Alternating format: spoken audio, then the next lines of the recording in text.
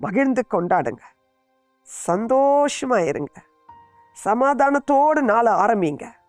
கர்த்தர் உங்களோடு கூட இருப்பாராக. இன்னைக்கு உங்களுக்கு தான் தேவனுடைய வார்த்தை என்ன தெரியுமா? சங்கீதம் 62:11, தேவன் ஒரு தரம் விளம்பினார், 2 தரம் கேட்டிருக்கிறேன், வல்லமை தேவனுடையது என்பதே. வல்லமை தேவன் உடையது என்பதே.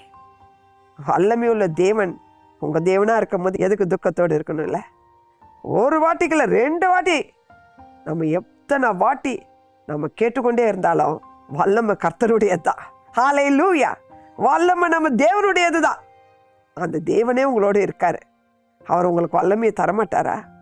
வல்லமை எந்தெந்த நேரத்தில் உங்களுக்கு தேவையாக இருக்கிறதோ அந்தந்த காரியத்தில் வல்லமை வெளிப்படும்.